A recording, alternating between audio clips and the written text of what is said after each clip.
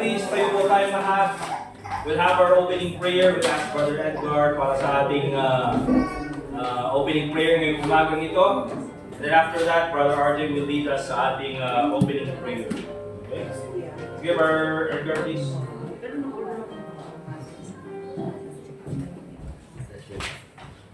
Dear Lord, once again, salamat po ulit sa araw na ibigay mo na kami po ay makapagsamba, worship you, and listen to your word. And we also thank you sa mga nakasali po ngayon. Ganun po ay we pray na sa mga paparating po ay safe and pakikinig ng salita. Give us understanding. Ganun po sa pag-deliver. Listen to the message of God and understand. In Jesus' name. Amen.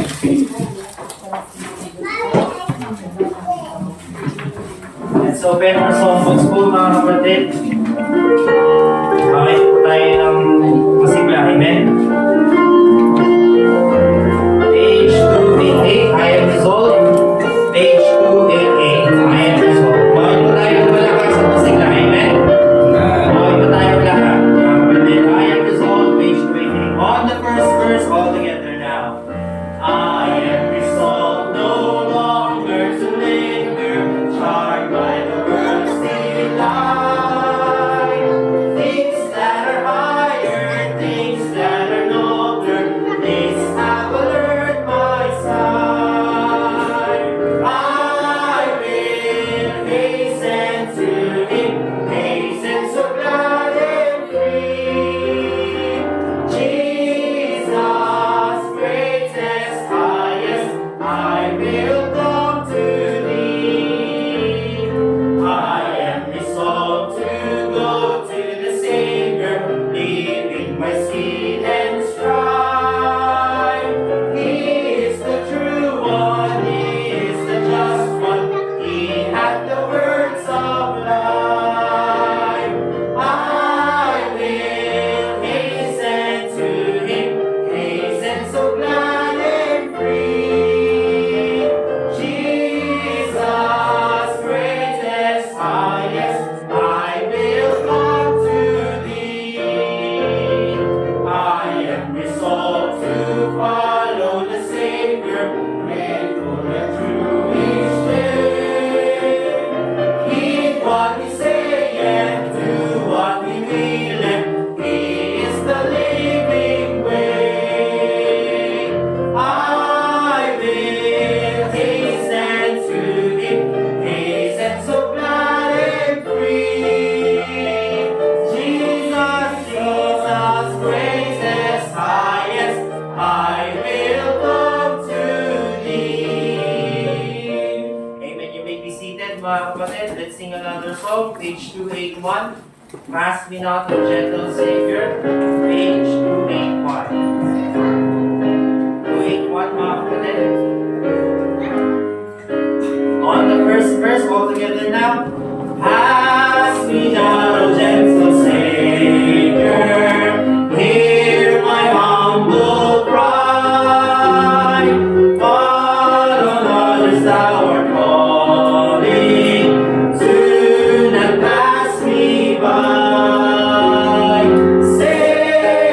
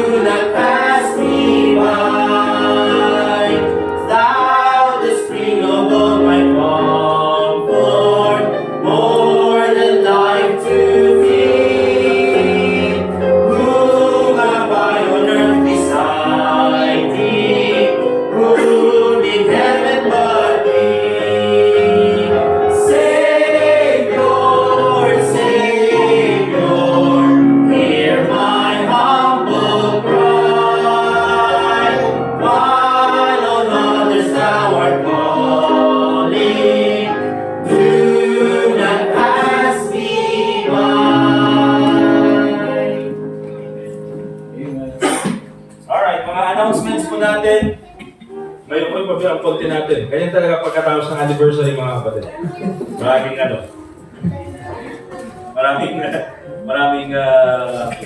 Maraming busy. But anyway, okay lang yan.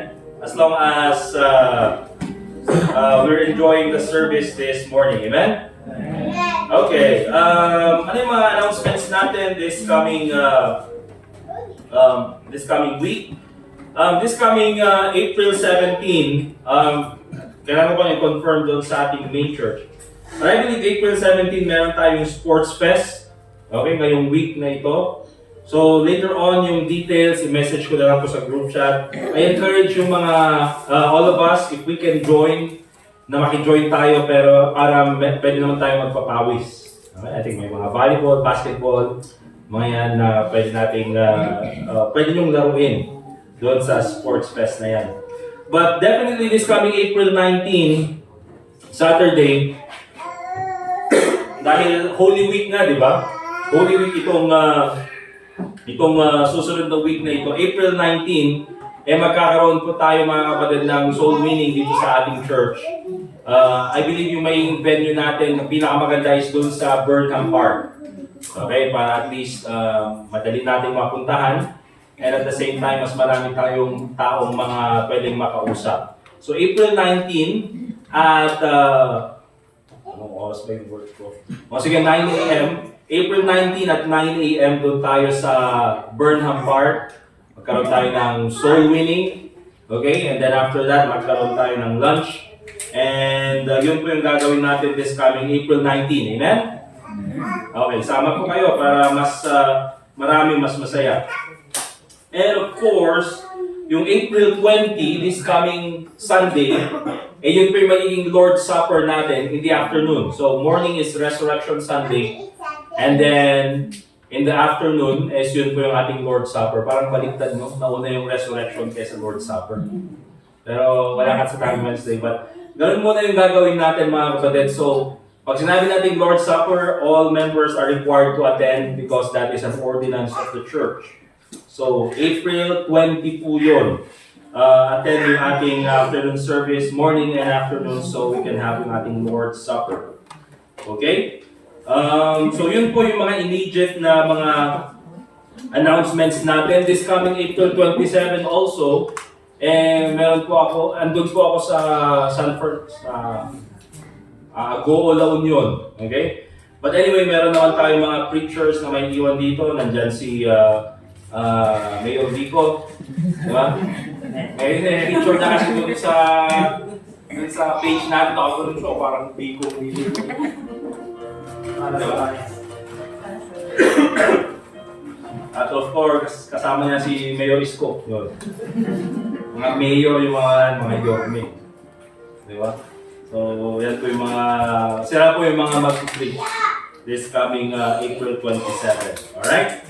So, yun po yung mga gagawin natin in the following Sundays. By the way, April 27, si Brother Edgar naman yung bahala dun sa service. Kaya kung meron kayong tanong kay Brother Edgar. Diba? Ang gagawin? Brother Edgar.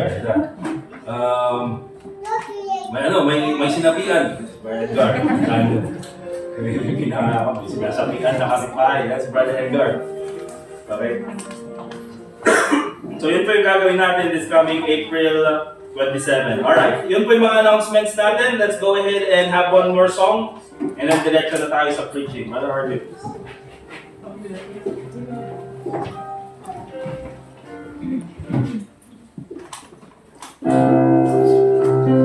Let's open our songbooks po. Page 274. Page 274. Come on to me.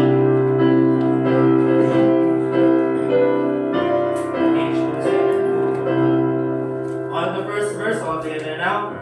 Hear the blessed Savior calling me your rest. All ye heavy laden, come to me and rest. Come no longer tarry, I alone will bear. Bring me every burden, bring me every care. Come unto me.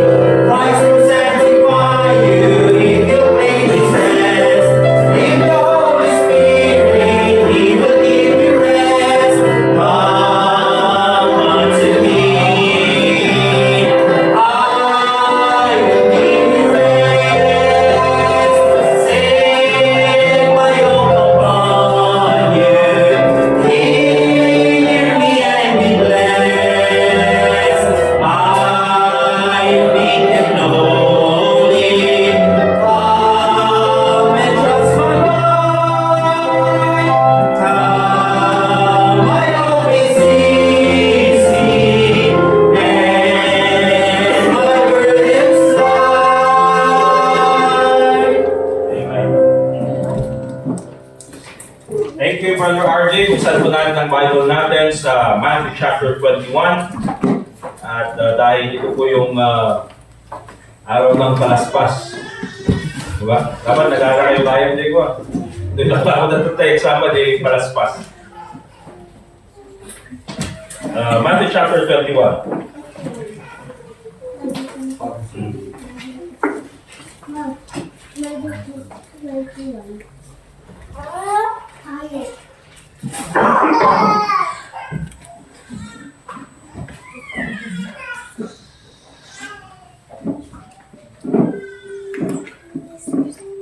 At basahin ko po ng saglit. Let's all stand up please. Basahin ko yung verse 1, kayo yung verse 2. Pagdating na sa verse 13, sabay-sabay po tayo, okay? Matthew chapter 21, verse 1.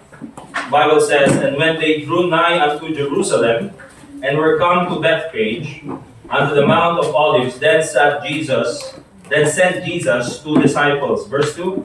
Saying unto them, Go into the village over against you, and straightway ye shall find an ass tied, and a colt with her. Loose them and bring them unto me. And if any man say aught unto you, ye shall say, The Lord hath need of them, and straightway he will send them. All this was done, that it might be fulfilled, which was spoken by the prophet, saying, Tell ye the daughter of Zion, Behold, thy king cometh unto thee, meek and sitting upon an ass, and a colt the foal of an ass. And the disciples went and did as Jesus commanded them. When Jesus brought the ass and the colt, and put on them their clothes, and they set him thereon. And a very great multitude spread their garments in the way, others cut the branches from the trees, and strewed them in the way. And the multitudes that went before and that followed cried, saying, Hosanna to the Son of David. Blessed is he that cometh in the name of the Lord. Hosanna in the highest. And when he was come into Jerusalem, all the city was moved, saying, Who is this? And the multitude said, This is Jesus, the prophet of Nazareth of Galilee. And Jesus went into the temple of God, and cast out all them that sold and bought in the temple, and overthrew the tables of the money changers, and the seats of them that sold. Altogether, and said unto them, It is written, My house shall be called a house of prayer, but ye have made it a den of thieves. Let's pray. Dear God, Heavenly Father, once again, we thank you for this time. At pwede po namin pag-aralan itong pagpasok po ng aming Mahal na Yesu Cristo sa Jerusalem. And I pray, Lord, na ikaw po sana, Panginoon, ang magbigay sa amin ng kaalaman sa pamamagitan po ng Holy Spirit, nang sa ganun po ay matutunan namin ang mga prinsipyong dapat namin malaman galing po sa part ng scriptures na ito. Muli po, Panginoon, pangalan mo lang po bigyan ng kalwalatian sa ng aming gagawin. Bigyan mo po ako, Panginoon, ng sapat na kaalaman at karunungan nang sa ganun po ay magpahayag ko ng maayos ang iyong mga salita. So once again, Panginoon, nagpapasalamat kami sa iyong kabutihan sa amin, and also pray in the name of the Lord Jesus Christ. Amen. You see that, please, mga kapatid? Brother, baka pwedeng pakiano na yung direction para nalamin ba or sakto lang? Mainit? Mainit daw namin. Eh, pag sinabi ka ni Ma'am Els, kaya mainit. Sabi na mainit lang. Yan. Okay? Okay, so ang mensahe po natin ngayong umaga, mga kapatid, is the significance of Christ's triumphant entrance to Jerusalem. The significance of Christ's triumphant entrance to Jerusalem. Anong ibig sabihin ng pagpasok ng ating Panginoong Jesucristo sa Jerusalem? At ano yung significance nito sa atin? Ano yung mga prinsipyong pwede nating matutunan sa part na ito? Now, itong Sunday na ito, mga kapatid, o itong part ng scriptures na ito po yung almost a week before His crucifixion. So, bago po ipako ang ating Panginoong Jesucristo doon sa Jerusalem, ay of course, kasama yung kanyang mga disciples, siya ay pumasok doon sa city ng Jerusalem. At nung siya ay pumasok, siya ay nakasakay sa isang donkey. Okay? Colt. At nung siya ay pumasok, mga kapatid, yung mga tao na nasa paligid niya, they worship Him. Ano sila ng mga palms, palaspas as a sign of worship doon sa pagpasok ng ating Panginoong Jesucristo. They shouted, Hosanna! Okay? And so this moment na makikita po natin is not only a significant time for the followers of Christ during that time, but even po sa panahon natin. At may kita po natin mga kapatid some principles na pwede natin makuha dito sa part ng scriptures na ito. Unang-una mga kapatid, because of this entrance ng ating Panginoong Jesucristo sa Jerusalem, may kita po natin first of all that God's Word is sure. Okay? God's Word is sure. Bakit? Kasi may kita po natin mga kapatid, yung pagpasok ng ating Panginoong Jesucristo sa Jerusalem is a fulfillment of a prophecy. Okay? Sabi dun sa Matthew chapter 21 verse 4 and 5, doon sa binasa po natin,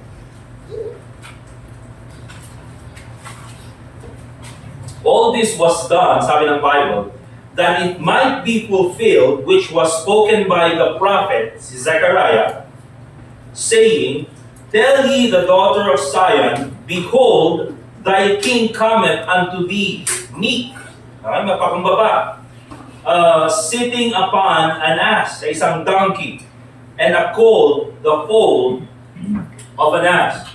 And yung prophecy po na po yan mga kapatid, ay may kita po natin sa Zechariah chapter 9 verse 9. Now hindi nyo kailangan pumunta doon, pero basahin ko na lang po yung sinasabi ng Zechariah chapter 9 verse 9. Ito po ay 500 years bago po yung nangyari dito sa event sa Matthew chapter 21.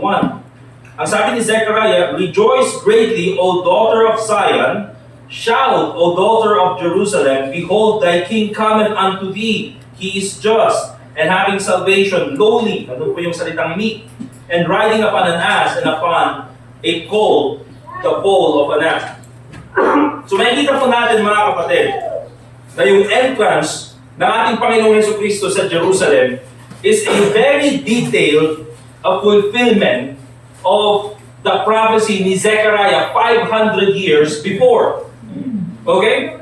Kaya po, during that time, mga kapatid, kahit na ang dami na po, mga kapatid, na na-fulfill na prophecy ng ating Panginoong Jesucristo, meron po yung mga naniwala, pero meron pa rin yung mga hindi naniniwala. Pero ang gusto ko pong makita natin dito, mga kapatid, is that God's Word is sure. Kung ano yung nangyari, kung ano yung binanggit sa Old Testament, and ano yung nangyari, ano yung mga binanggit ng ating Panginoon dito sa kanyang salita, they will surely happen because God's Word is sure.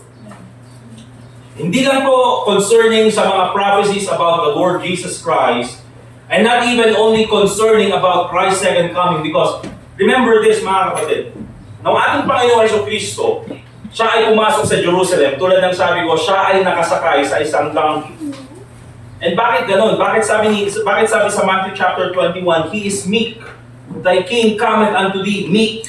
Bakit sabi sa Zechariah chapter 9 verse 9, that the king cometh unto thee, lowly, nagpapakumbaba?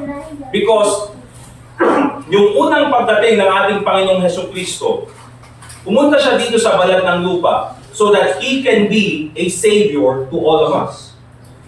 Kaya siya ay nagpakumbaba. Hanggang siya ay pinako sa krus, mga kapatid, siya pa rin ay nagpakumbaba. Siya ay sinasaktan, siya ay pinapahirapan, pero ang sabi ng Bible, hindi niya mismo binuksan ang kanyang bibig. He never spoke against dun sa mga nangyayari sa kanya. He spoke for those people who are doing bad to Him. Anong sabi niya? Panginoon, forgive them. They know not what they do. Ito yung sinabi ng ating Panginoon Jesucristo. So makikita natin yung kanyang meekness, His lowliness. Because the first time na pumunta ang ating Panginoong Jesucristo dito sa balat ng lupa, He came here to be a Savior for all of us. Okay? Pero according to the book of Revelation, mga kapatid, the second time na babalik ang ating Panginoong Jesucristo, He will not be riding a donkey. The Bible says, according to Revelation chapter 19, na kapag babalik ang ating Panginoong Jesucristo from the east, ang sabi ng Bible, darating ang ating Panginoon on a white horse. At ang nakasakay doon, ang sabi ng Bible, is none other than the Word of God, ang ating Panginoong Jesucristo. Now, pag sa second time na babalik ang ating Panginoong Jesucristo, He will not be coming as the Savior of all men. Hindi siya nagpapakumbaba. Because the second time na babalik ang ating Panginoong Jesucristo, He is coming to destroy evil. Yeah, He is riding a white horse, sabi ng Bible. Alright? Kaya kung titignan po natin mga kapatid, kung yan po na event which was foretold 500 years was fulfilled by the Lord Jesus Christ in Matthew chapter 21, I have no doubt mga kapatid that the book of Revelation will also be fulfilled by the Lord Jesus Christ. You know why? Because God's word is sure. Amen. Tunay po ang salita ng Diyos. So, anong practical application nito sa atin mga kapatid? Dapat tayo bilang mga mananampalataya, we should trust kung ano yung sinasabi ng salita ng Diyos.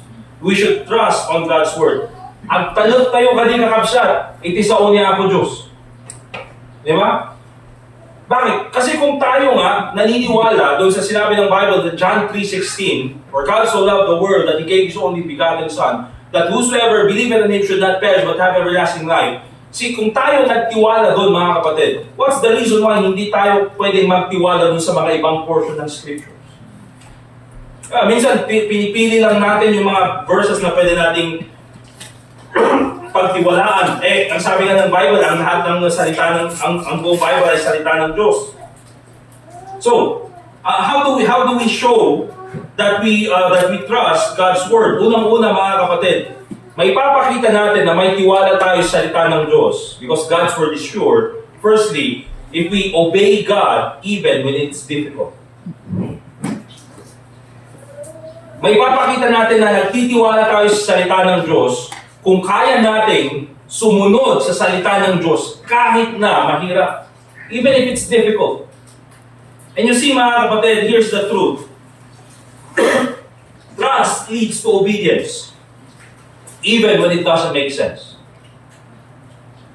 Kasi madaling mag-obey mga kapatid kapag okay ang lahat. Di ba? Wala kang problema sa buhay at okay ang lahat. Madaling mag-obey.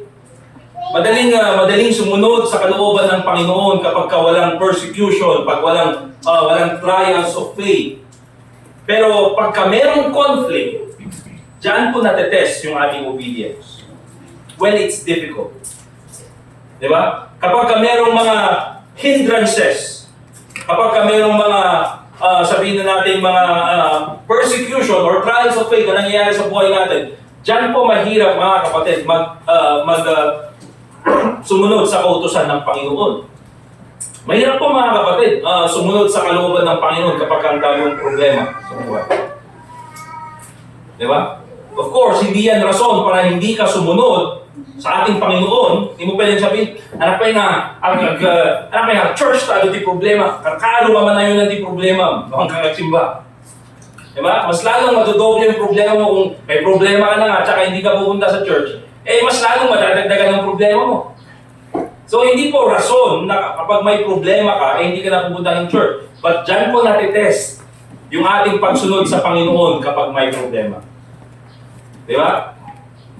And dyan po natitest, for example, mga kapatid, yung ating pagsunod sa Panginoon kapag na-test yung ating priority, o may bisitang dumating, Sunday na Sunday, oftentimes kung sasabihin, maka-attend ka, dati bisita may umay. Oftentimes mga kapatid, dyan po natetest yung ating obedience. Okay, kapag may conflict. Dyan po natetest yung ating priority. Alright? So it's very important mga kapatid na tayo bilang mga mananampalataya, if we truly believe God's Word, if we know that God's Word is sure, that we have to obey God even when it's difficult. Amen? Even when it doesn't make sense.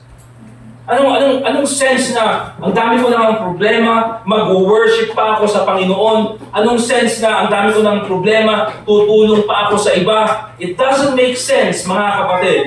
But that is what God says. Okay? So obey God. Even when it's hard. Sabi ng Bible, trust in the Lord with all thine heart and lean not unto thine own understanding. Another way na makikita natin that we are trusting in God's Word, if we know that God's Word is sure, Isang paraan na makikita natin na tayo ay tunay na nagtitiwala sa salita ng Diyos is when we wait on God's timing. Not only obeying God when it's difficult, but also waiting on God's timing. Diba? Hinihintay natin yung tamang oras na binigay ng Panginoon. Psalm chapter 37 verse 7, the Bible says, "Rest in the Lord." Pag sinabi natin rest in the Lord, maginanang ka kinihapo Diyos. Okay? But also yung rest dito, nandyan pa yung salitang depend. Diba? Oftentimes mga kapatid, pagka may problema, or meron tayong mga gusto sa buhay natin, minsan wala tayong rest. Ang makatal natin panunot mo. Okay? Ang makatal natin panunot mo, nagplano nga kaya't mga Ramidon. So, minsan, ikaw na mismo yung gumagawa ng paraan. Okay? Pero minsan, kahit na anong gawin mo, Ilocano, apay nga ta, nga uray kas ano ti ikasta, uray niya ti aramido, haan ko nga maala, di kaya't ko nga maala. You know why mga kapatid? Because you are resting on your own. Nagtitiwala ka sa sarili mo. You are depending on your own. Kaya pag sinabing, rest in the Lord, anong ibig sabihin yan? Magdepende ka sa Panginoon. Okay? Wait on God's timing. Rest in the Lord, sabi ng Psalm 37 verse 7, and wait patiently for Him. Kasi mga kapatid, paano natin na ipapakita yung ating tiwala sa salita ng Diyos? When we don't rush ahead of God. Diba? Minsan kasi, paano natin may ipapakita yung tiwala natin kung inuunahan natin ang Panginoon? Sabihin natin, mas maganda ang plano ng Panginoon. Di ba? Naniniwala ko na ang Panginoon, He holds tomorrow. Pero ikaw naman, inuunahan mo ang Panginoon. Unaan mo't niya ako, Diyos. Paano mo ba may ipapakita doon na may tiwala ka nga sa Panginoon? Di ba? For example, tingnan natin, itong si David, mga kapatid, doon sa kanyang kabataan, he was already anointed to be the next king of Israel. He was a teenager sa panahon na yan. Nung siya ay anointed to become the next king of Israel. At maraming mga opportunities, mga kapatid. Habang siya ay pinapapatay ni Saul, habang siya ay hinahabol ni King Saul, habang si King Saul ay galit na galit sa kanya, at minamanipulate yung circumstances.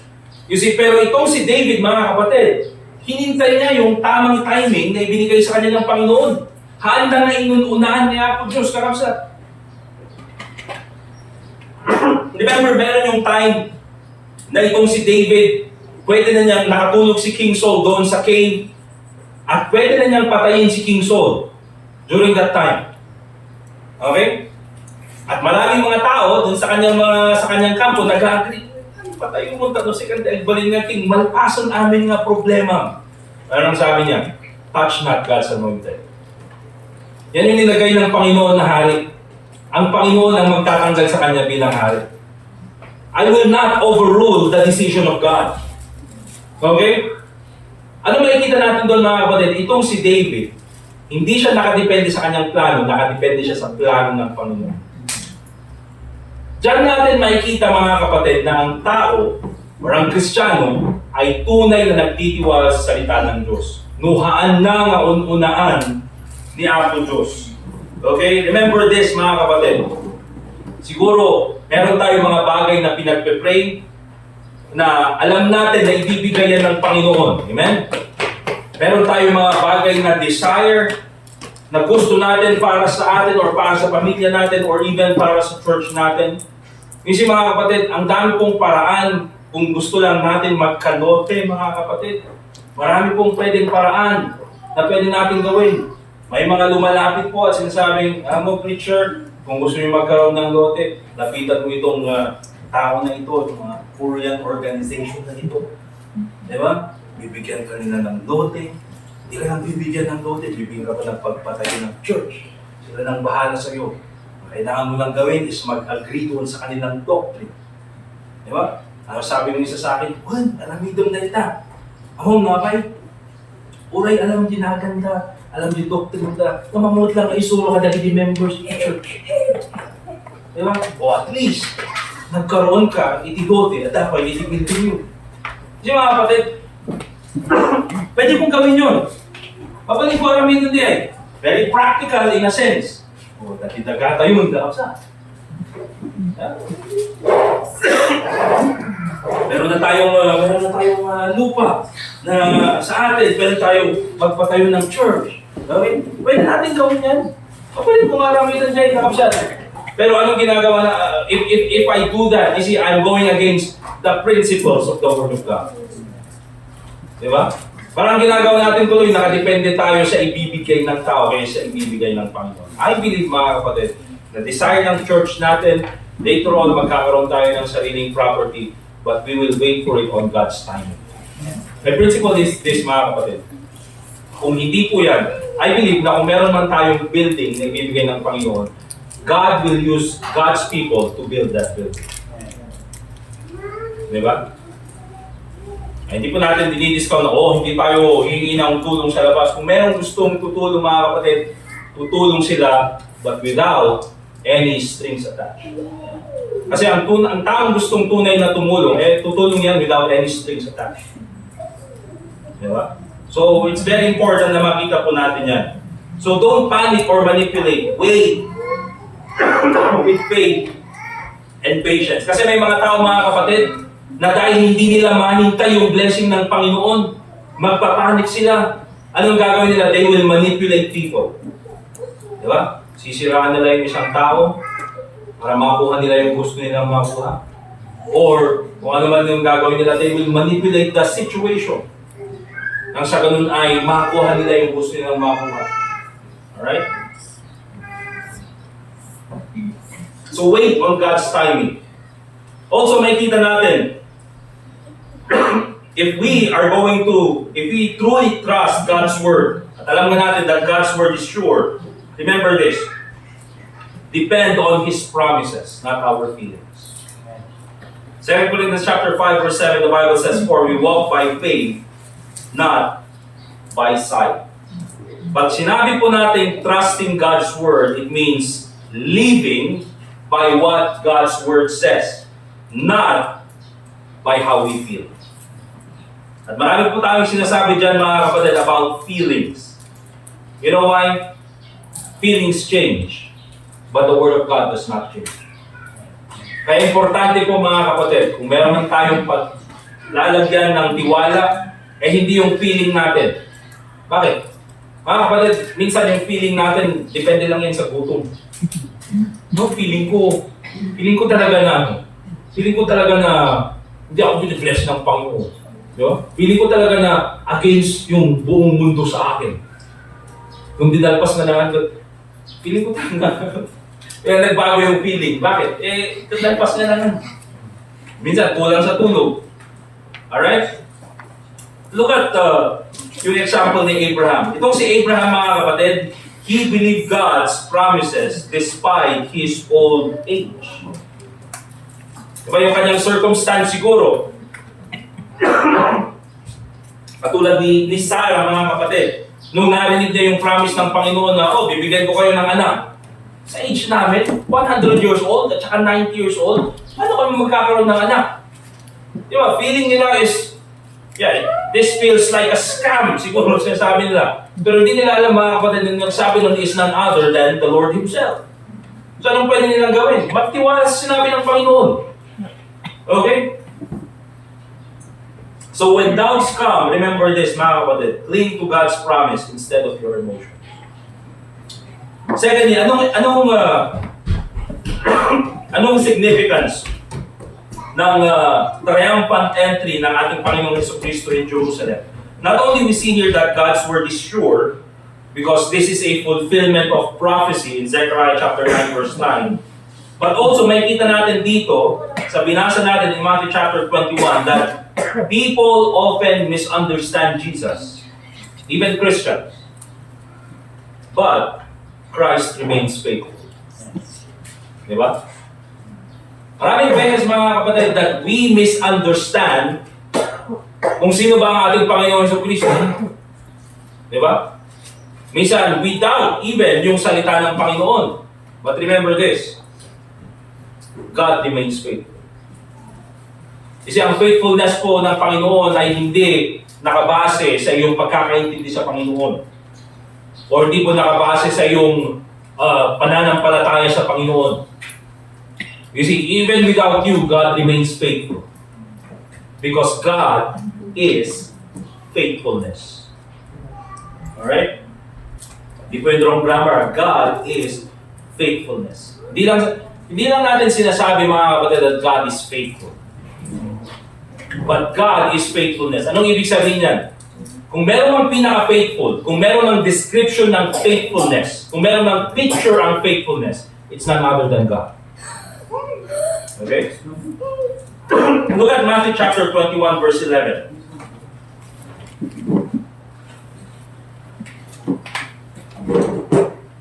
Doon sa verse 10, and when he was come into Jerusalem, so nakapasok na siya sa Jerusalem, all the city was moved, saying, "Who is this? Sino kaya ito?" Alright? And the multitude said, "This is Jesus, the prophet of Nazareth,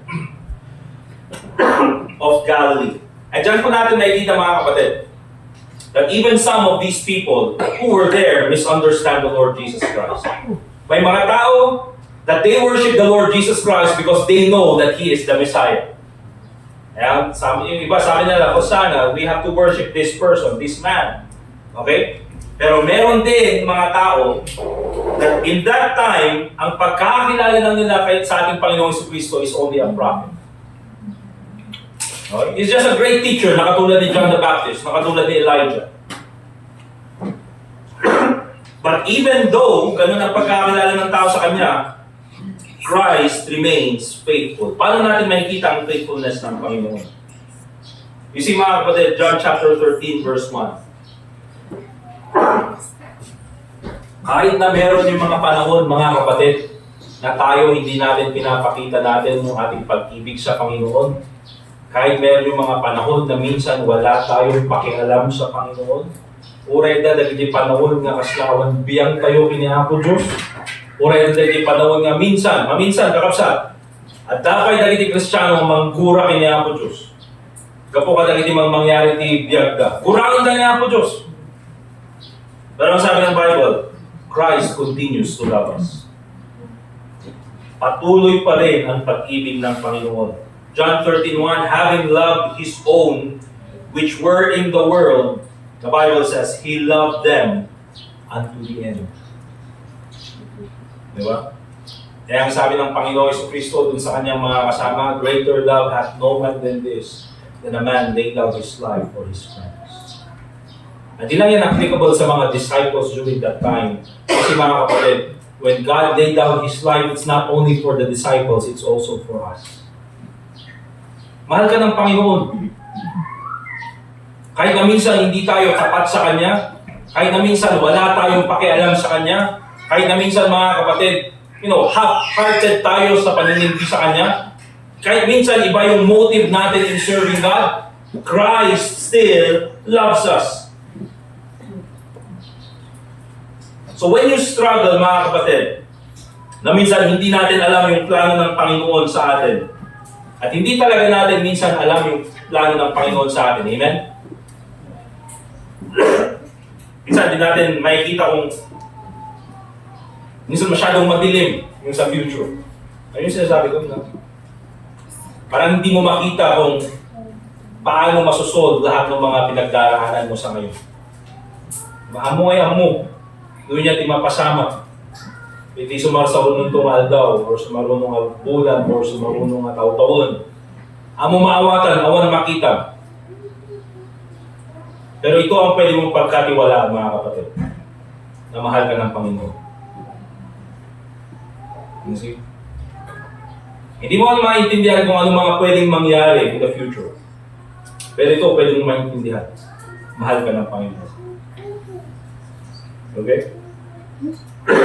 Christ continues to love us. Hindi lang yan mga kapatid. Christ patiently teaches us. Look at Luke chapter 24 verse 45.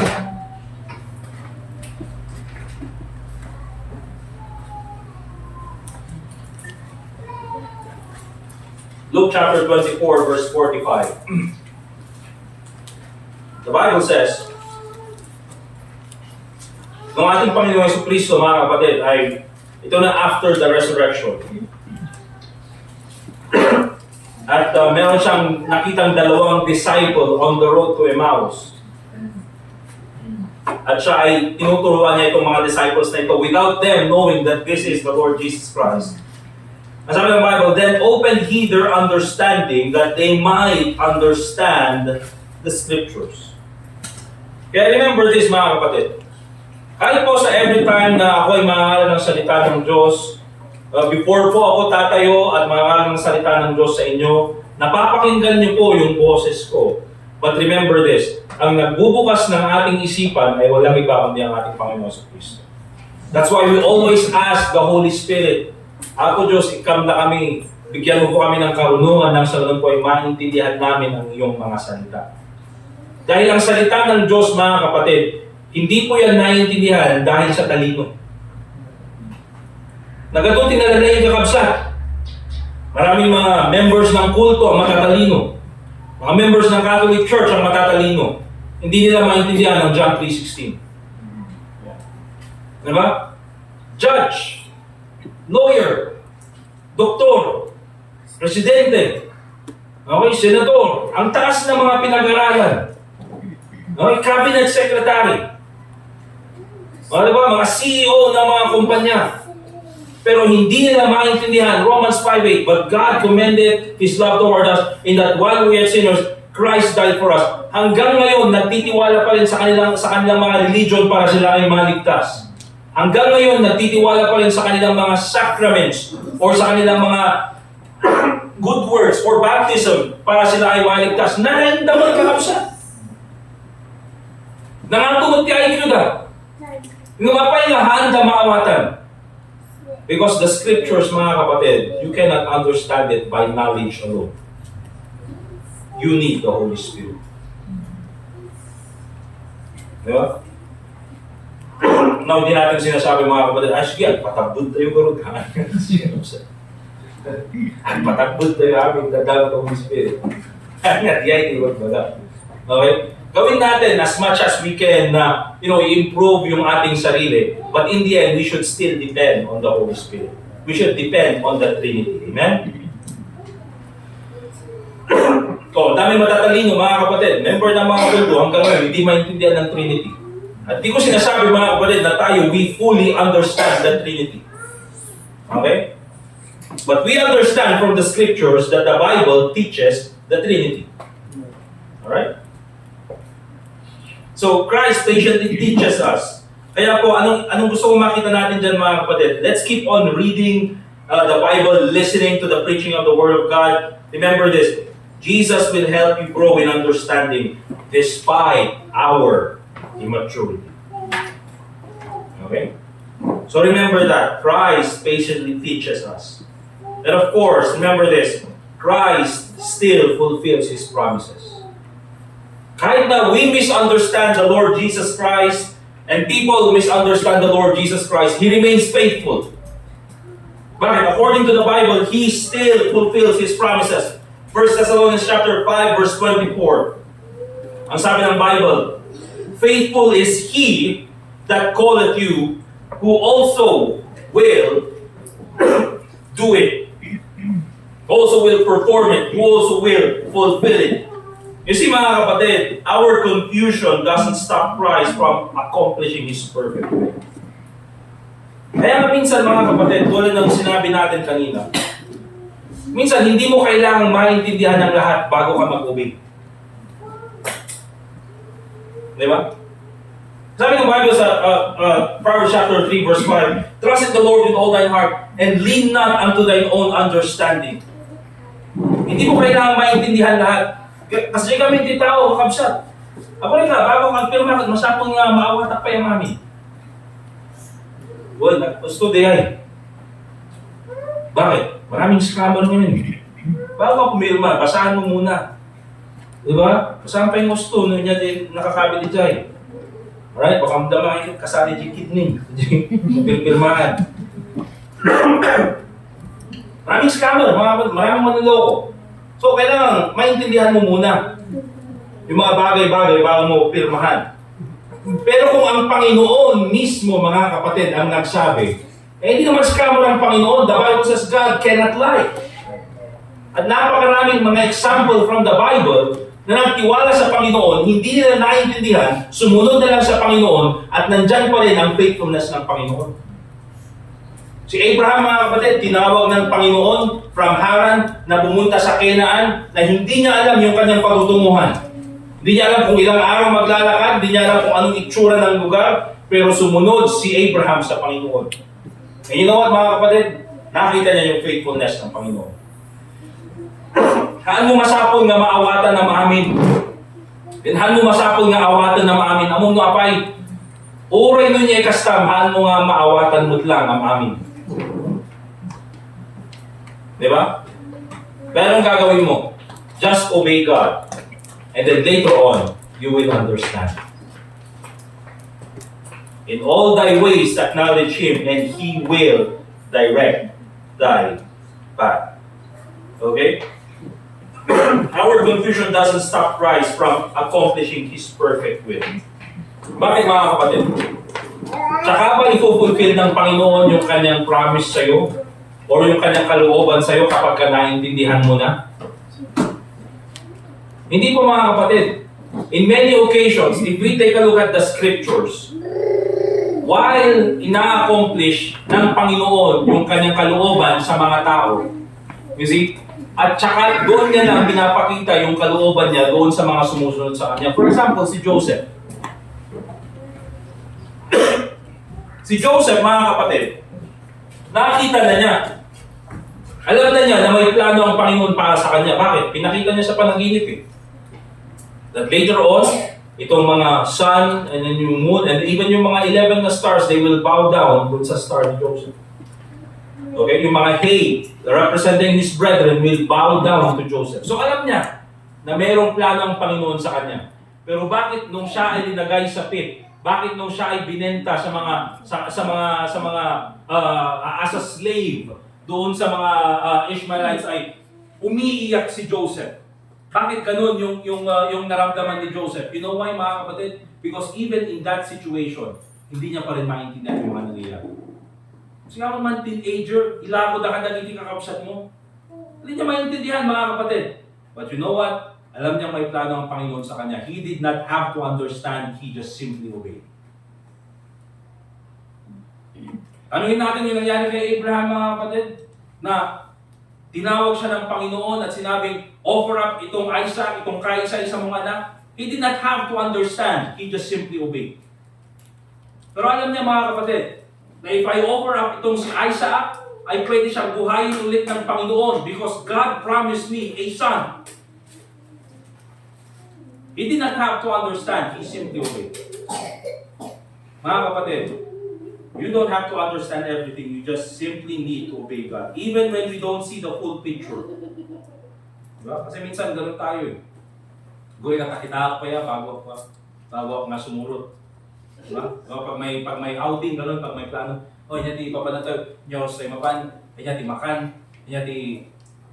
Dapat lahat detail. Pero sa Panginoon, mga kapatid, hindi. Trust that Christ is faithfully working for our good.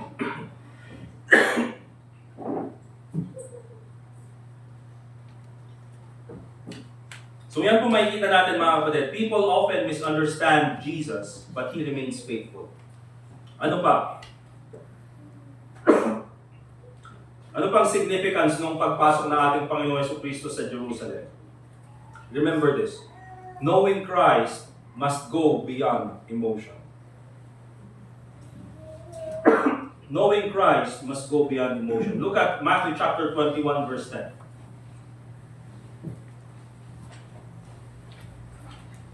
Matthew chapter 21, verse 10.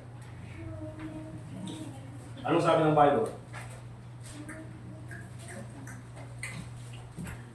Nung nakita nila ang ating Panginoon Jesucristo, and when He was come into Jerusalem, remember this, sabi ng Bible, all the city was moved. Nagasom? Buong Jerusalem was moved. Just imagine mga kapatid, saan ba yung papasok ng Baguio City? Ano ba yung, for example, dumaan ng Marcos Highway si Jesus Christ, no? Nakasakay ng donkey. Asan yung ano, yung papasok na karpo? Doon ba sa tunnel? Alam mo ba? Ano mo boundary ng Baguio tapos Tuba? Yung tulay. Wow, after ng tunnel. Sabi mo na. Imagine mga kapatid, papasok si Jesus Christ sa Baguio City. Yun yung city limits. Okay? Doon sa tunnel na yun. Yung ang ganda po sa tunnel, no? Ang gulit ng tunnel. Tapos nandun tayo nakahintay lahat. Yung papasok na ang ating Panginoong Jesucristo. Okay? Tapos ang dilim ng tunnel, tapos biglang nakita natin yung liwanag. At paunti-unting pumapasok ang ating Panginoong Jesucristo. At yung mga tao, mga kapatid, oh, Hosanna in the highest! Ito ang ating Panginoong Jesucristo. At meron yung mga tao, mga kapatid, naglalagay na sila ng palaspas. Yun yung ginagawa ng mga tao sa Jerusalem. The Bible says, all the city was moved. Naging ginod. Pag sinabing all the city was moved, yung mga tao. Bakit? Si Jesus Christ is entering the city. Itong napapakinggan lang natin, di ba, na ang daming ginawang miracle sa La Union. O sakto, kakapsat. Di ba, malapit sa baybay. Malapit sa dagat. Okay? Ang daming gawa ng miracle sa isang lugar. Ngayon, papasok na dito sa Baguio City. Probably mga kapatid, ganun yung scene during that time. All the city was moved. But remember this, mga kapatid. Many of the people na sumalubong sa ating Panginoong Jesucristo at excited sa pagdating ng ating Panginoong Jesucristo in this event in Matthew chapter 21 were also the same people who were shouting, "Crucify Him," a week after. Diba? All the city was moved. Eh sino ba yung mga tao, mga kapatid, na later on kasama ng mga Pharisees na sinasabi ko, ipako siya sa krus, crucify Him, crucify Him. Nung linabas ni Pontius Pilate si Jesus Christ because I find no fault in Him. At sabi niya ganyan, you know what, every year ay meron tayong mga pinapalayang mga kriminal. O, ayun, mamili kayo. Itong si Jesus Christ na sinasabi niyo na Messiah or itong si Barabbas who was a leader doon sa insurrection, who is also a murderer. Sabi niya ganyan, anong pinili ng mga tao? Nakasama doon sa mga sumalubong kay Jesus Christ, give us Barabbas. Give us Barabbas. You see, the same people, mga kapatid, na sumalubong kay Kristo were shouting, "Crucify Him." The same people na sumalubong kay Kristo, sinasabing, "Give us Barabbas." The same people na sumalubong kay Kristo, ang sabi niya, sabi ni Pontius Pilate, "I find no fault in Him." Anong sabi ng mga tao? "Let His blood be upon us and our children." Same people, mga kapatid. That's why knowing Jesus, mga kapatid, must go beyond emotion. Yung mga tao na ito, mga kapatid, ay katulad lang ng mga tao na kung anong sinabi ng mga troll sa Facebook, yun yung kanilang mga sinusunod. Di ba? Kasama lang sila sa hype. Remember this, mga kapatid. Don't let your faith be driven by feelings. Yung pananampalataya yung hindi dapat pinapatakbo ng feelings, ng emotion. You know why, mga kapatid, tulad ng sabi ko, ang feelings ko nagbabago yan. Pero ang salita ng Panginoon, hindi yan magbabago. So kung meron ka mang paglalaanan ng pananampalataya, not your feelings, but the Word of God. Unstable ang feelings, mga kapatid, unstable ang emotion. Also, build on the Word of God, not on feelings. Feelings change, but the truth stands firm. Kaya knowing Christ must go beyond emotion.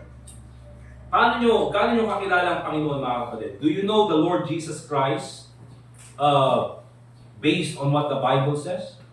Or do you know the Lord Jesus Christ kasi, well, nasanay na akong pumunta ng church. Kaya minsan, hindi pa natin alam yung reason why we go to church. Or well, sinasabi natin, naniniwala ako sa ating Panginoong Jesucristo because well, yun yung sinabi ng preacher namin, but you don't even know the reason why we believe His word. Remember this, mga kapatid, when we come to church, nandito ako para ituro sa inyo yung salita ng Panginoon. Para, nawa ay maging matatag ang iyong pananampalataya as you go throughout the week. Habang pumunta kayo sa trabaho, sa school, at kaharap niyo yung mga tao, at nandyan yung mga problemang bumabagabag sa iyo from Monday to Saturday, at pagdating nyo ng Sunday dito, ito, problema na naman, hindi. Sana naman hindi. Di ba? O you know what, mga kapatid? Sana maging enough yung mapapakinggan nating salita ng Diyos dito sa church. But also, pag uwi natin sa bahay, remember this, you also have to feed yourself with the Word of God. Dapat mas makilala mo ang Panginoon. Not only based on the things that I teach you, but you also need to study the Word of God para mas makilala mo ang Panginoon. Okay? Knowing Christ must go beyond emotion. Feeling ko hindi ako mahal ng Panginoon. Feeling ko hindi ako mahal ng Panginoon.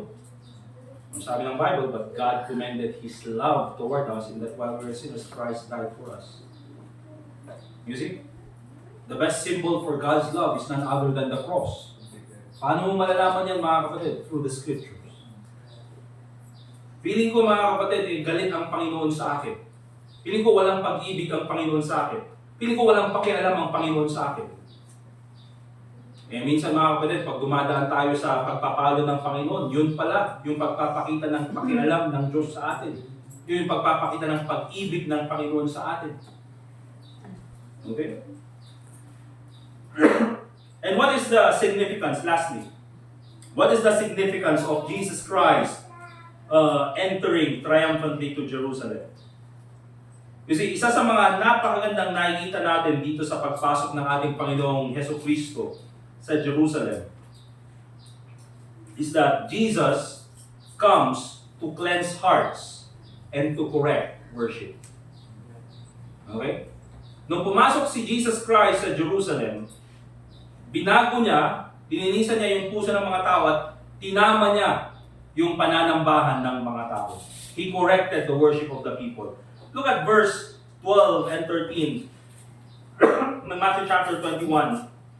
Nung pagpasok ng ating Panginoong Jesucristo sa Jerusalem, anong unang ginawa niya?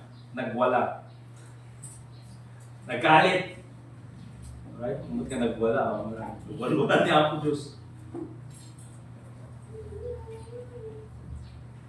And in verse 12, and Jesus went into the temple of God and cast out all them that sold and bought in the temple, and overthrew the tables of the money changers and the seats of them that sold doves.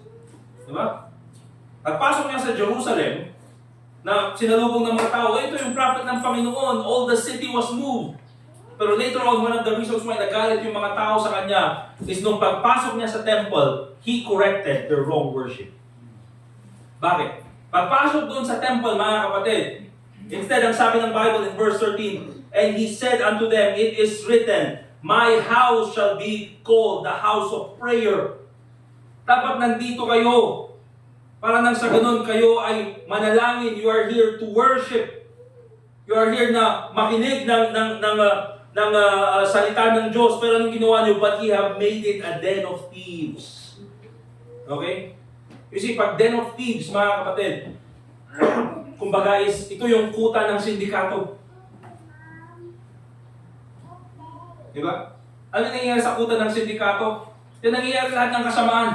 Diyan nila dadalhin, mga kapatid, yung kanilang mga kinita sa krimen, at diyan nila maghati-hatian yung kanilang, yung kanilang pera, yung kanilang cash na galing sa krimen. Diyan nangyayari yung mga pagpaplano ng kasamaan. Diyan nangyayari, mga kapatid, yung kanilang lahat na ng kanilang mga masamang balak, diyan nangyayari. Den of thieves. Nasabi ng Panginoon Jesucristo, ito dapat ay lugar na kung saan kayo ay nag-worship, is a house of prayer. Pero ang ginawa nyo, you made it a den of thieves. Na ginawa nyo kuta ng sindikato. Bakit? Ano nangyayari mga?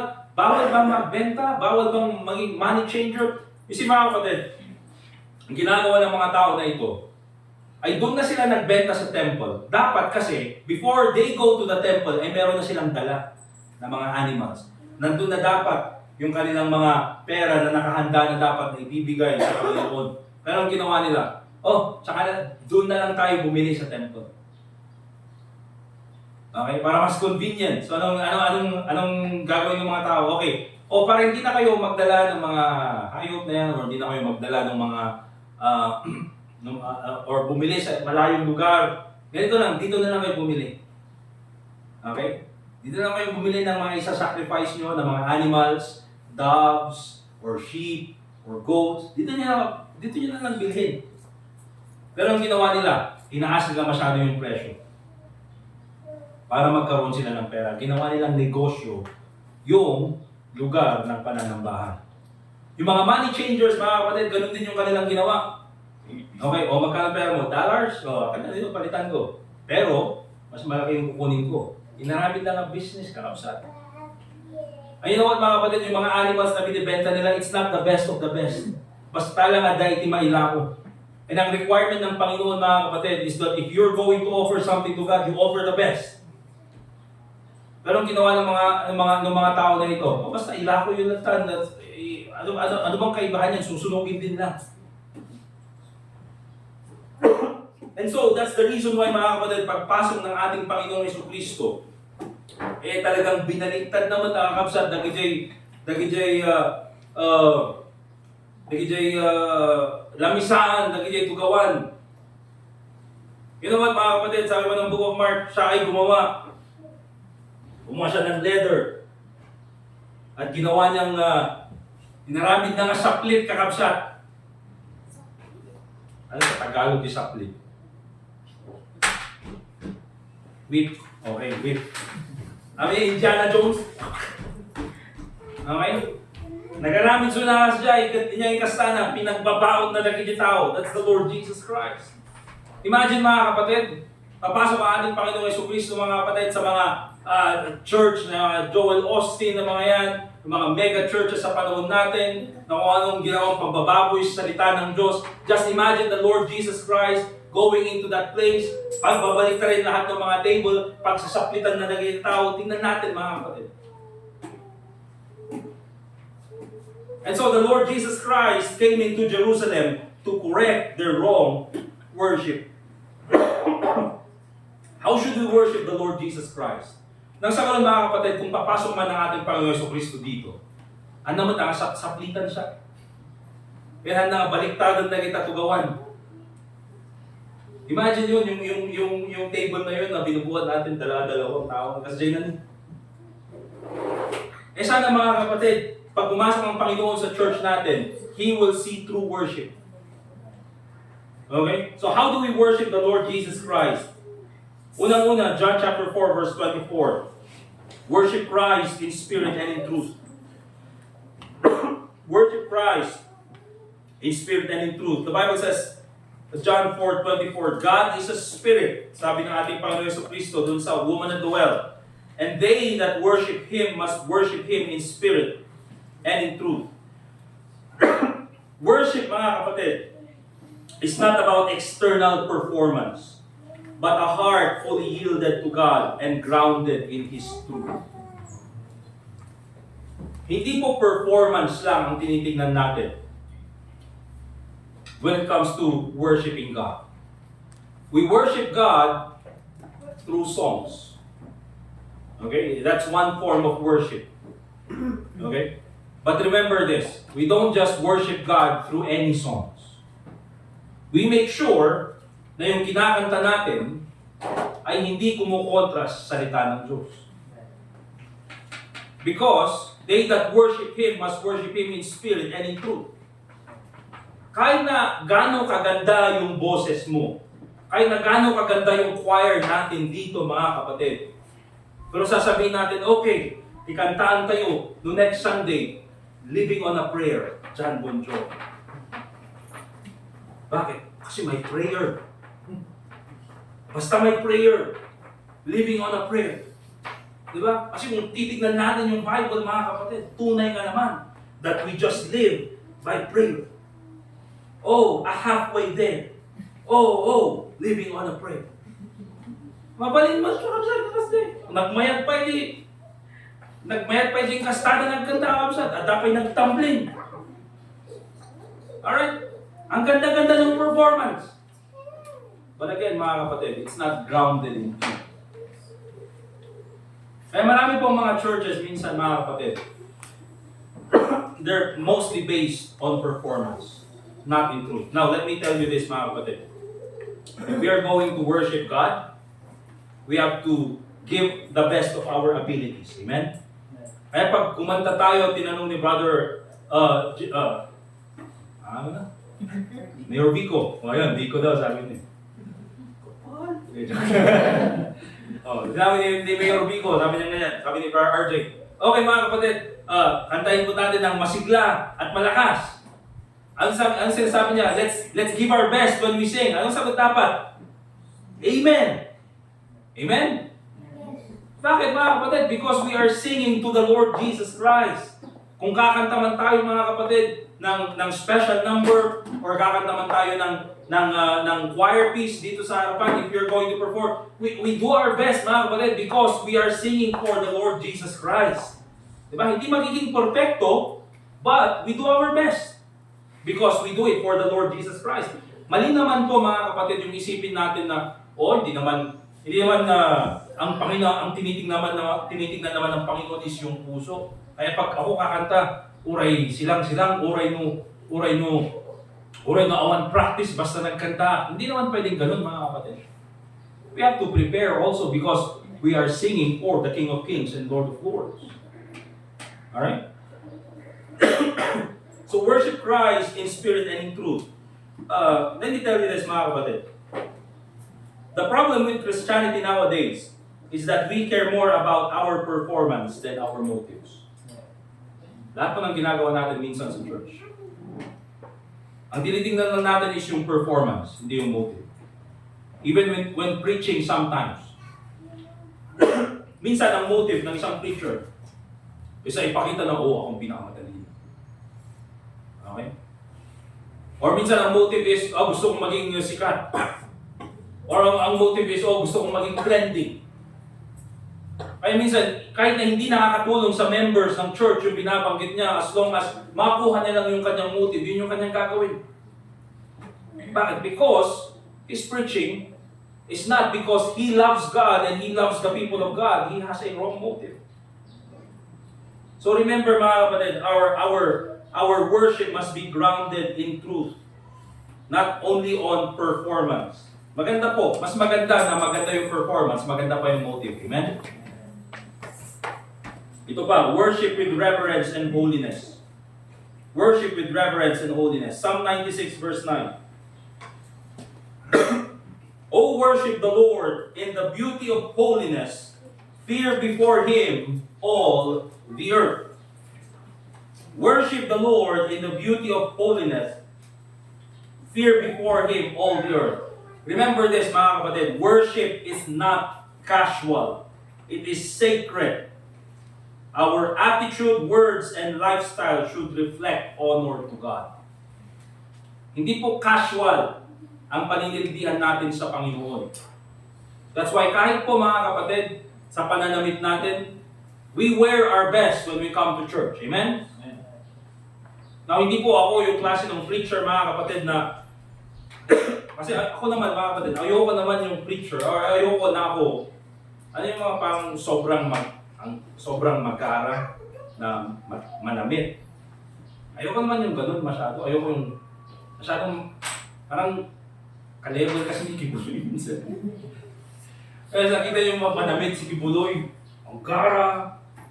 Although maganda naman talaga mga kapatid, makita yung preacher na magarang manamit. Okay? Pero ako kasi mga kapatid, gustong-gusto kong magparong panahon ngayon. Unang-una, di chan ko. Pag nagde-necktie na ako ngayon mga kapatid, naglalaban yung butones dito. Parang keep holding on. Kung na dyan may isa. Keep holding on, brother. Di ba? Okay? But secondly, mga kapatid, kasi after ng church, kaya gusto ko yung barong, is marami pang trabaho kailangan gawin. Mahirap magtrabaho kapag naka-long sleeves. Pwede naman i-roll, mga kapatid, masyadong mainit. So akin, para sa akin is double purpose yung barong. At least decente, but at the same time, pwede yung pang trabaho. So, practically speaking, yun yung gusto ko. At saka, ano na sa panahon natin ngayon, mga kapatid, wala naman nang pinupormal tulad ng single na kasi siya yung pianist. So, pagka pupunta ka sa church, sabi ko, pumaporma mo ito kanina. Di ba? So, ganun mga kapatid. So, hindi ako masyado sa magarang mananamit. But at the same time, I believe when we come to church, it should be modest, it should be decent. Amen? Amen ba mga kapatid? Modest and at the same time decent as well. Okay? Kasi nga mga kapatid, kung tayo pupunta sa kasal, ginagawa natin yung best natin para may decente.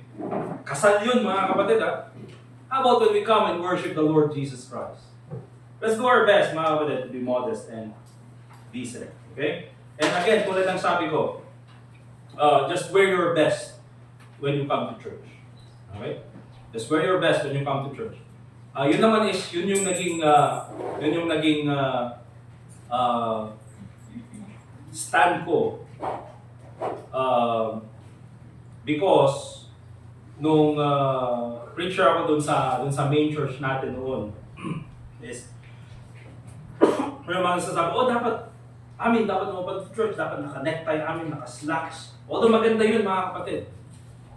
Pero marami kaming sinusunod dati or marami kaming mini-minister doon sa Itogon, banda doon kila Pastor Joshua noon na pumunta sa main church. Na ang best talaga nila mga kapatid ay hindi slacks. Diba? Apay niya, tiyaramidad na ngay usok, naka-slacks. Ang best nila mga kapatid, Levi's. Nang hindi napay. Di ba? Okay? Yun yung best nila. Okay? Kasi yun yung available na meron sa kanila. So, na umay tapi man ni church, usaron damot yung best na maumay. Kami isuti adda. But later on, habang natuturuan sila, nakikita ko, naka-polo na, naka-slacks na. Right? Minsan ngayon, naka-slacks na tapos Converse. So, may mo hindi. Diba? Very comfortable. Kaya, for me mga kapatid, it's better if you just wear your best when you come to church. Amen? I believe nga, wala naman siguro sa atin na yung best natin ko short pants. Ano siguro niya? Okay.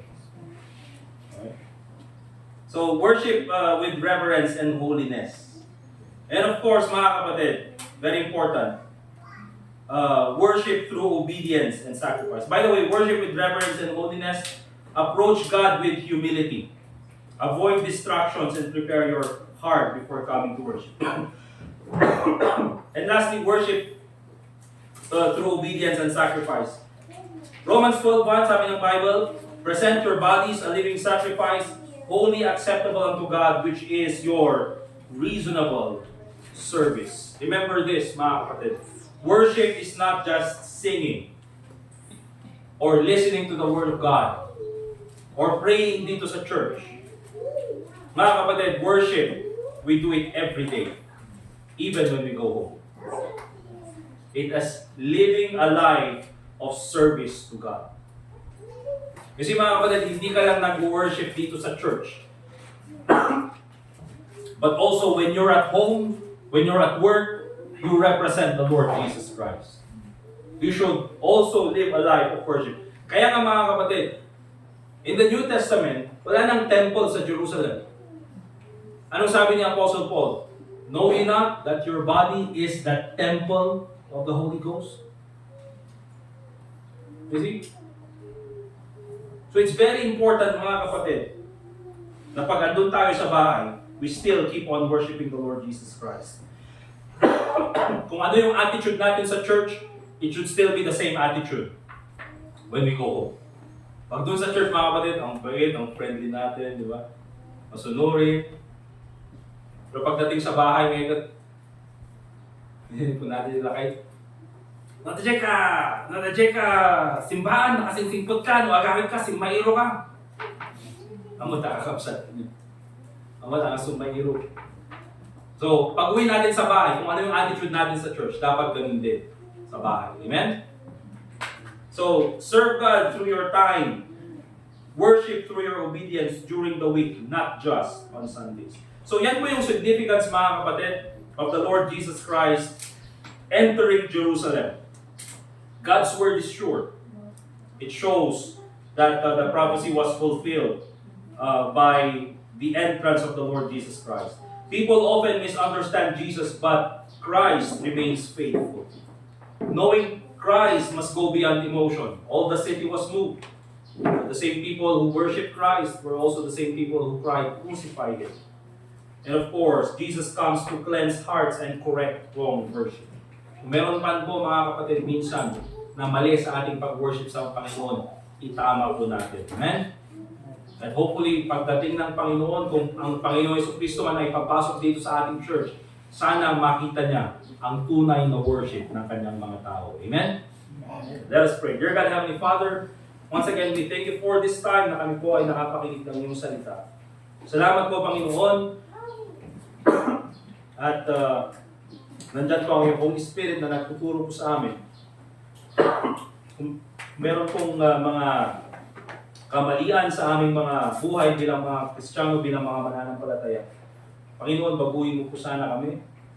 And I pray, Lord, na ang iyong salita ang patuloy na magturo sa amin. So once again, Panginoon, your name be glorified in everything that we do. I also pray also na ikaw, Panginoon, ang mag-bless sa invitation na aming gagawin. Nawa po, Panginoon, ang bawat sa amin ay magkaroon ng humble heart and humble spirit at willing pong lumapit sa iyo to make a decision this morning. If there are times, Panginoon, na kami po ay nag-doubt sa iyong salita, Panginoon, patawarin mo po kami. Lord, help us obey your word. If there are times, Panginoon, na kami po ay hindi namin inintindi kung sino ka, yet you are still faithful. Dear God, we thank you so much at hindi mo po kami sinusukuan. At kung meron man po, Panginoon, mga panahon na hindi po naging maayos ang aming motive in worshiping you, Panginoon, ayusin mo po ang aming mga kaisipan, ang aming mga motive, so that we can worship you in spirit and in truth. So once again, Panginoon, ikaw po sana patuloy na maggabay sa amin as we have this invitation. And also pray in the Lord Jesus Christ. Let's continue to pray, mga kapatid. Again, if kung meron po kayong mga gustong decision na gawin ngayong oras na ito, pwede po kayong lumapit dito sa ating harapan. And you can kneel in front and pray. You want to change your motives in serving God? Pwede po kayong lumapit. If there are times na you have doubted the Word of God, you can come here in front and pray. If there are times na minsan nahihirapan ka sa pagsunod sa Panginoon, you can come to the come here in front and pray. Sige po, manalangin tayo, mga kapatid.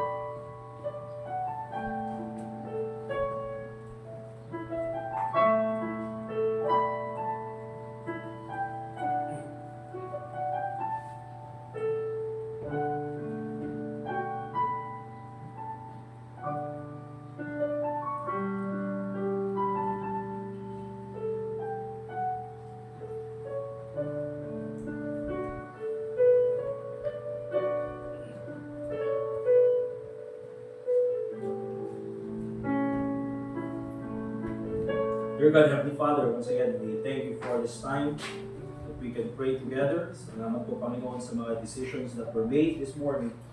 And I pray, Lord, ikaw po sana patuloy na maggabay sa bawat sa amin. Lord, once again, your name be glorified and your name be magnified through our lives. And also pray in the name of the Lord Jesus Christ. And all God's people say, Amen.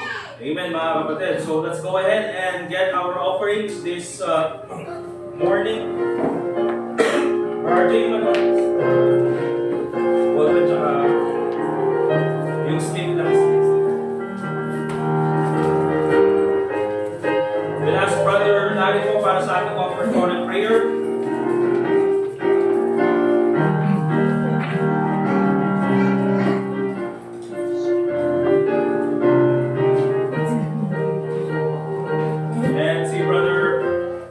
And Brother Jazer,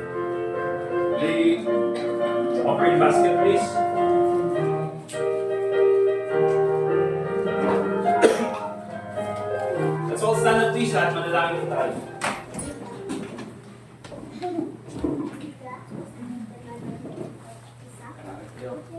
Thank you manan Diyos Ama, iti indaway na santed na hindi kararat ka, kaya ka, tinglet ka diti sao. Thank you, sa usalan namin sa hero.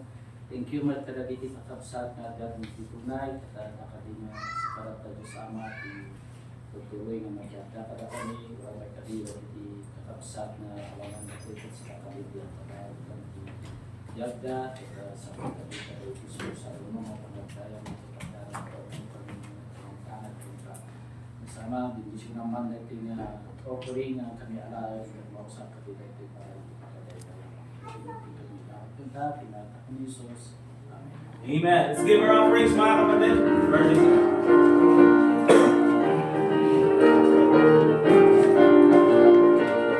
Sabay ba?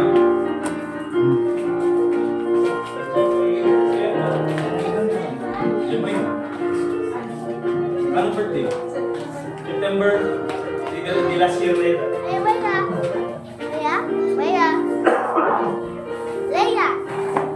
Alright, thank you po sa inyong faithfulness, mga kapatid. Also, I'd like to thank you sa inyong pagsuporta sa ating natapos na anniversary. Amen? So, natapos na yung 7. Yun na yata, mga kapatid, yung tribulation. 7 years. But let's continue to serve God. Let's continue to invite people dito sa ating church. Nang sa ganun ay mas madagdagan pa yung ating attendance. And let's continue to pray for our church. Muli po, nagpapasalamat ako sa bawat sa inyo for your faithfulness and for supporting our church continuously. So, maraming salamat po sa inyong lahat. Alright, let's all stand up please. And let's have our closing song. Pagkatapos po niyan, we'll have yung ating lunch and then fellowship. And then sa alauna, we'll have our afternoon service.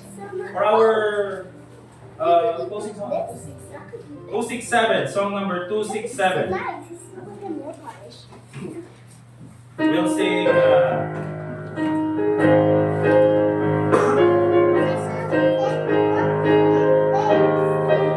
okay, so kung alam niyo to, sing it loudly and sing it with your best. Amen? Amen ba? Amen. Alright, all together, first stanza. Come ye sinners lost and hopeless, Jesus' blood can make you free. For He saved the worst among you, and He saved a wretch like me.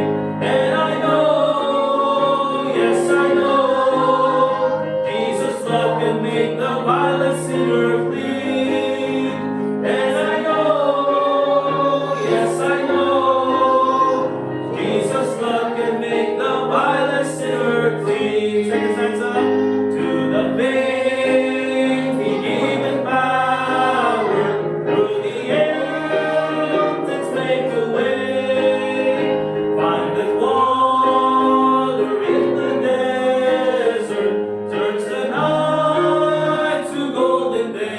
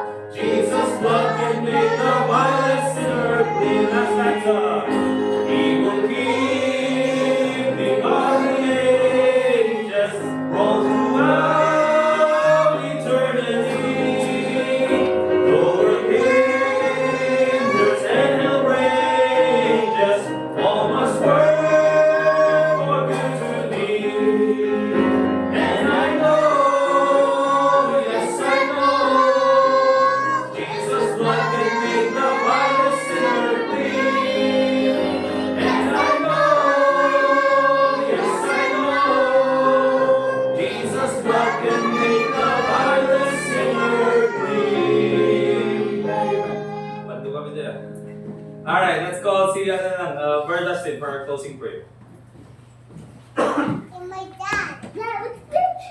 pray. Gracious, loving God, thank you for this time that we're gathered here. And we thank you, Lord, for the word that reminds us, Lord, of your grace and mercy toward us. And we ask and pray, dear Lord, that you would guide us always in everything we do. Help us, Lord, and sanctify us through your Spirit and your word. We thank and praise you, Lord, for all the blessings. In Jesus' name, amen. Amen. Thank you very much mga kapatid. We're dismissed. Meron pa tayong lunch. Or yung mga nagdala ng lunch. We'll eat together. Pwede po natin i-share yan. And let's fellowship.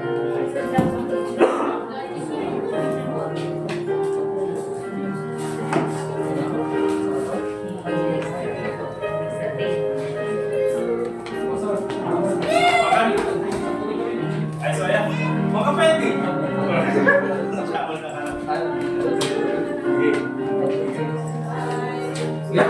Bye. Bye. Okay, bye. Ay! Ala ko. Hello, okay. Ingat po. Awan din po. Next Sunday.